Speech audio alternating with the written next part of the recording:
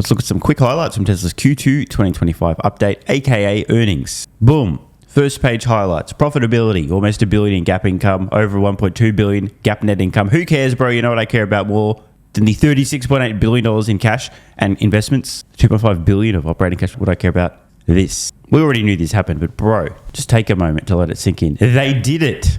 Operations launched our Robotaxi service in Austin. ... leaving the skeptics, doubters, and haters in shambles. Currently doing mental gymnastics and performing triple or quadruple backflips, trying to rationalize why this isn't a big deal. And even though they said Tesla would never succeed with autonomy, pure vision would never work, and they did, it's not a big deal anyway. New bear thesis incoming soon, I'm sure. And not just did they launch their Robotaxi service in Austin, delivered first customer vehicle fully autonomously, and also deployed first Megapacks from a Megafactory in Shanghai. I'm going to read this again. Tesla, this quarter, as in Q2, launched their Robotaxi service. One more time. Yeah, let's do it again. Ready? They did it, motherfuckers. Robotaxis launched in Austin in June, motherfuckers. Well done to the Tesla team.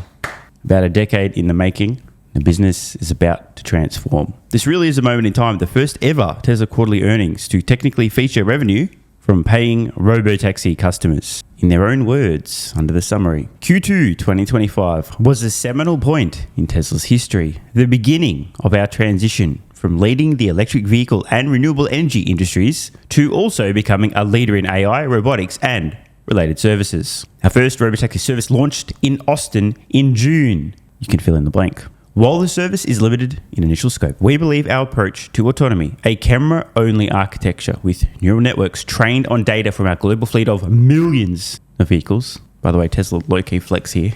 No other company has this, and it's kind of important. Allows us to continually improve safety, rapidly scale the network, and improve profitability. On vehicles, the first builds of a more affordable model occurred in June. Big tick, by the way. A lot of people were wondering whether or not this had been pushed back. With volume production planned for the second half of 2025, I'm going to read that again. We continue to expand our vehicle offering, including first builds of a more affordable model in June, with volume production of that exact same more affordable model planned for the second half of 2025, which is now. I'm currently recording this in the second half of 2025. So, recapping, Robotaxis launched, first builds of a more affordable vehicle took place, and said vehicle ramps to volume production beginning essentially now. Additionally, we continued development of Semi and Cybercab, both slated for volume production in 2026. Tesla crushing it with energy as well. Tesla reiterating their priorities. Quote, our priorities remain the same, delivering affordable and compelling autonomy-capable models that maximize our global fleet of vehicles as our autonomy software continues to rapidly progress, growing the energy business and advancing our robotics efforts. A few years from now, we're going to look back at Tesla's financial summary page as it was in Q2 2025 and go, oh, that's right, it used to look like this, didn't it? Automotive revenues at the beginning, then energy generation and storage. Oh, and the operating margin was only a few percent. Total gap margin, only a few percent. Maybe 15, 20, give or take. And earnings per share, not even $1. Oh man, that was so cute back then. Remember when Tesla was a little baby company? Oh, you were so cute back then, Tesla. So take a moment, because things are not going to look the same for much longer. Hopefully no anal cysts on the call, highlights of which we'll get to later, and I'll leave this in regardless. But hopefully the analysts don't ask too much about this, because Tesla again reiterating, we continue to make progress preparing for the launch of additional models, that's a plural by the way, models, this year. Our entire model lineup is better than ever with recent updates. Tesla also produced their 8 millionth vehicle in June. Tesla having record test drives in North America, up 20% sequentially for the quarter. Giga Shanghai crushing it, record delivery volumes in South Korea, Malaysia, the Philippines and Singapore. Model Y launching in India in July, which by the way, it's kind of funny to see a Q2 report, which technically includes information about Q3. Almost done, but my favorite page possibly. Artificial intelligence software and hardware, which is kind of weird for Tesla, who are, as we know, just a car company, according to the so-called experts. In June, we launched our Robotaxi service in the first city, Austin, with a safety rider.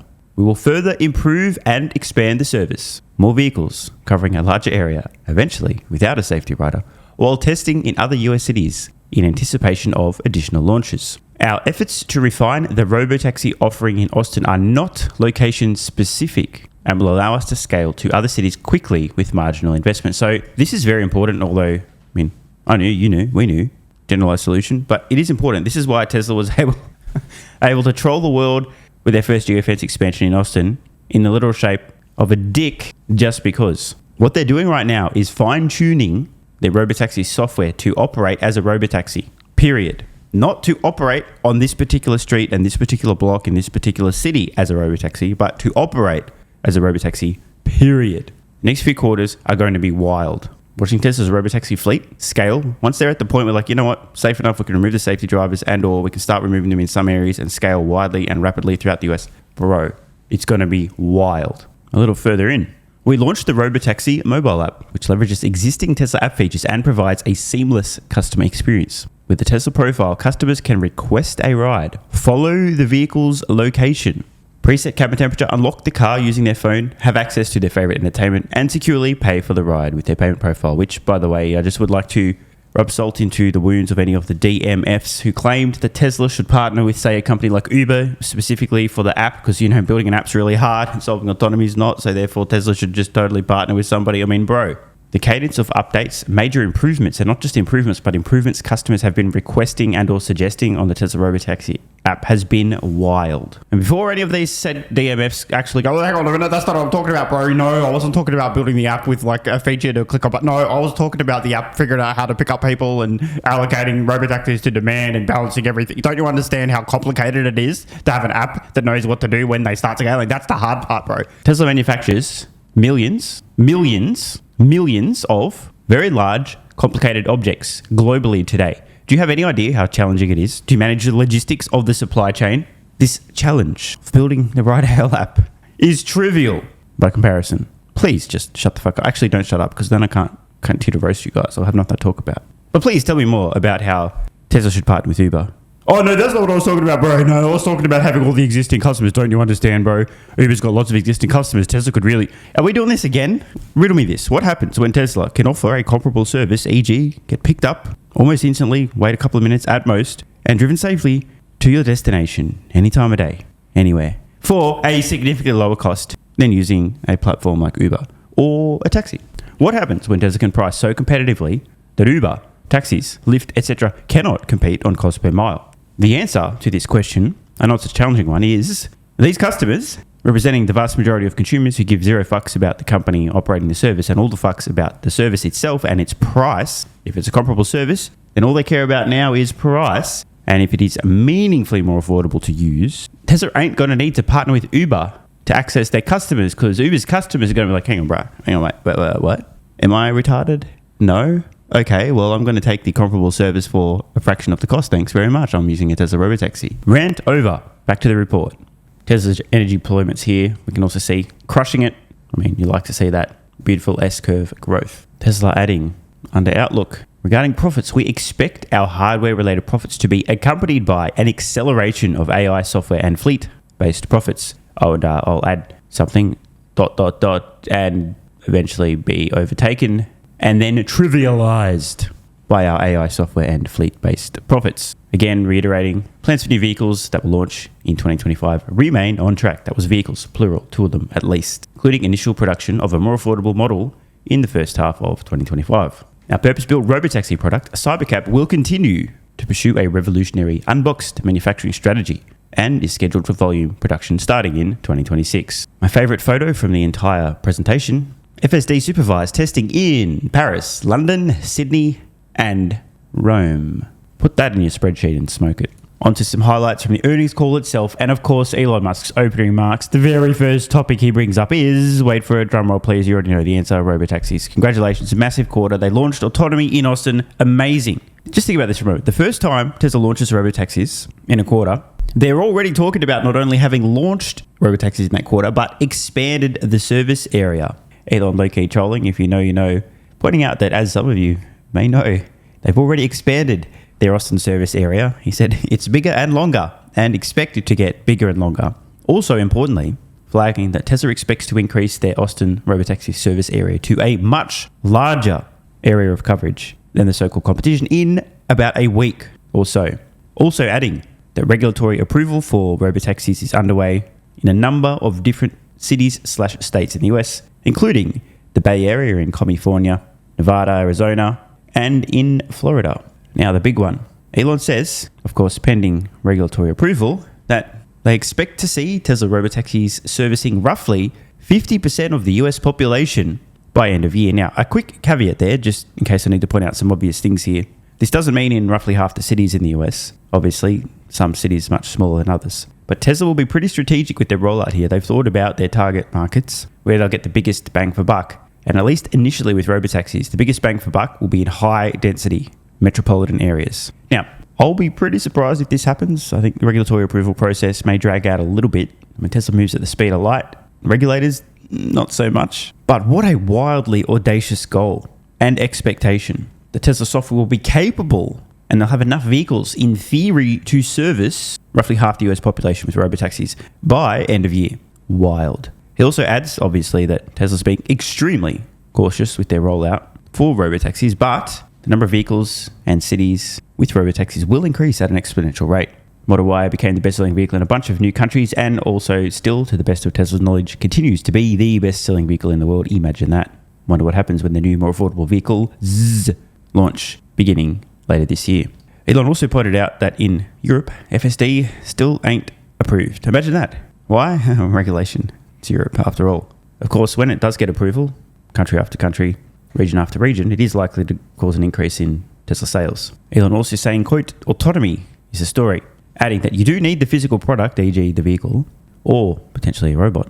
Wait, a vehicle is a robot on wheels if it's a Tesla. But autonomy is what amplifies the value to, I got so excited I wrote to stratospheric levels. By the way, just a quick side note, I've got a question, hypothetical. Imagine hypothetically if this was true, it is. Can you think of any other companies that have millions of these, let's call them prerequisite physical products, aka vehicles on roads today, that will be capable of autonomy in the future? Because, as Elon points out, it is autonomy that amplifies the value to stratospheric levels, but you do actually need the physical products. Do you understand? Elon also points out that the Tesla Dyna launch was a big hit, and it got international coverage. Of course, it's Tesla, and it was pretty damn cool. Whether or not the Dynas are a commercial success is an entirely different matter. But I've got to say again, 10 out of 10 to the team that executed on this, the concept, the design, and the final product. Amazing stuff. I mean, really cool destination. Next, Elon points out that the scale of demand for batteries is gigantic, and not many people appreciate this story of Tesla's life. He also adds another obvious thing that once you understand it, you're like, oh yeah, that is quite obvious, that batteries can more than double the energy output of the United States. And the reason is, today, most power generation, aka power plants, aren't operating at full capacity 24/7 because they operate in tandem with demand. And average usage is roughly around 50% utilization, not even. Peak times typically before people heading off to work and or school in the morning, and just after they've arrived home. You've got showers, cooking, television, microwaves, vacuums, blah, blah, blah, blah, blah. So we have existing capacity globally, but in particular in this example of the US, to produce far more energy. The problem is, this is crazy, by the way, just to think about how inefficient and silly this is. Today, it's produced on demand. So you can't store it. I mean, technically there's a few options for storage, but there's not enough batteries to really store energy. Once you can do this though, you can harness existing energy production at full utilization and have a massive increase in energy output. This is a big deal. Recently, some of you folks might recall a post on X from Elon Musk talking about being at the Tesla Design Studio at an epic product demo. My speculation was most likely it had something to do with Optimus, or maybe something we can't even conceive of. Here's another breadcrumb. Elon points out that Optimus, currently version 2 or 2.5, that's roughly where it is now. Optimus 3 is an exquisite design and will be the biggest product ever. Next, Tesla is much better than Google by far at real-world AI. And also going down a nerdy rabbit hole, which by the way is an important one, Tesla also has the best intelligence density, and this is a massively important metric, especially in the future. To translate this a little bit, it's talking about bang for buck. I guess an analogy would be IQ per brain size for digital intelligence. Musk says that Optimus 3 prototypes are likely by the end of 2025, and scaling of Optimus production likely next year. Tesla aiming for 1 million units per year as fast as possible, and the goal, which Elon says seems like a reasonable target, is to get to 1 million Optimus per year in 5 years. Moving on to Elon's wrap-up, summarising that 2025 so far has been an exciting year with major progress. Elon didn't say this, but I am. The naysayers are in shambles. And, quote, we have done what we said we were going to do. May not always be on time, but we get it done. Elon then does mention Tesla's naysayers. Quote, our naysayers are sitting there with egg on their face. And the final point from Elon saying that he continues to believe that with successful execution on autonomy and obviously an Optimus, Tesla has a shot at being the most valuable company in the world. CFO's remarks, quote, "It took time, but we've just begun the next phase of the company." And he ain't wrong. Also pointing out that with EV tax credit and zero emission vehicle credits disappearing/changing, it will make at least short-term financial impact on Tesla. He adds that while lower cost vehicles will be entering production, their shorter-term focus is to ensure that they can deliver as many existing vehicles as possible before the EV tax credit expires. Also adding that FSD adoption is increasing. The new refresh Model Y is helping with Tesla's profitability. Tariffs impacted the quarter by about $300 million, but the full impact will be seen in coming quarters, and obviously there's a lot of uncertainty around those as well. Tesla's energy business printed so much cash this quarter. Biggest ever gross profit. Don't sleep on Tesla Energy. Also expecting around $9 billion of capital expenditures this year. Tesla aggressively investing in the future. What's new? On to investor questions. First, retail investors. When asked about FSD for personal use, Elon says that Tesla's, quote, "getting there, and it's likely to be available by end of year in certain geographies." But Tesla being extremely paranoid with the rollout. Also adding that it's likely to be available by default in Austin and the Bay Area because cars are going to be delivering themselves from factories to customers. So at least in those areas, it's inevitable. On Optimus version 3, Elon Musk shares a goal and says that if we are not making around 100,000 Optimus per month in 60 months, which is 5 years, I would be surprised. Asked about the design studio, I heard Franz pop in there and say, what happens in the design studio stays in the design studio. But Elon adds that there's a lot of exciting things happening in the studio. Elon also noted, quote, "I'm working on a new master plan, which is in line with a post-autonomy world." Tesla also expecting Dojo 2 to be at scale sometime next year. Now on to analyst questions. Asked about long-term pricing on Cybercab, Elon Musk doubling down and confirming that they believe that a sub 30 cent per mile cost is possible, maybe even 25 cents per mile over time, especially if Optimus is being used in cleaning, maintenance, etc. Elon believes that Robotaxi will have a material impact on Tesla's financials by the end of next year. Adam Jonas asking about AI, voting control, and Elon's concerns. Elon responding, saying that he hopes it's addressed. Understandably, he doesn't want so little control that he can be ousted by activist investors. A pretty hilarious moment too, describing Tesla's new AI chip. Elon saying that it's so OP that Tesla may need to nerf it to be able to export those chips overseas due to export restrictions. What a world we live in. When asked about when personally owned vehicles can be added to the Robotaxi network, the team pointing out obviously initially it works much better if the vehicles are all in Tesla's control, but Elon says he's confident next year users, at least some in some areas, will be able to add their own cars. That said, Tesla will need to do proper vetting and validation of vehicles, e.g. you don't want worn tyres and safety issues or a vehicle that's in shambles, etc. So there's got to be some pre-validation before a user can just add their vehicle to the fleet. An interesting statement relating to autonomy, quote, "As soon as there is a clear cash flow stream with any product, you can finance it." We also heard that FSD take rates have increased 25% following recent version updates, V12, V13. Might be the first time we've heard any real information about an increasing take rate on FSD. Just imagine, by the way, totally unrelated matters, what happens when some customers in some areas and then quickly more customers in more areas, then all customers in all areas not only have access to supervised FSD, but unsupervised FSD. There's 8+ million Tesla vehicles on roads as I record this. That's a lot of future FSD revenue. Elon also warning that Tesla could have a few rough quarters while the EV tax credits go away, plus they're still scaling Robotaxi, but once Robotaxi is at scale, it's G. Epic quarter, by the way. The launch of Robotaxis to paying customers has finally fucking happened. Want more content? Early access? Bunch of perks? Click the links in the pinned comment. AG1 is awesome. I've been taking it daily now for more than 3 years. It's a great way to fill in nutritional gaps. It's packed full of vitamins, minerals, and whole food source nutrients, plus has prebiotics, probiotics, and adaptogens to improve gut health, regularity, and help your body handle stress. I'm always looking for an edge to help me feel and perform my best, which is why I haven't missed a day of AG1 for more than 3 years. Just try it and see how you feel. Click the link in the pinned comment or head to drinkag1.com/SMR and get yourself a free 1-year supply of vitamin D3 plus K2 and 5 travel packs.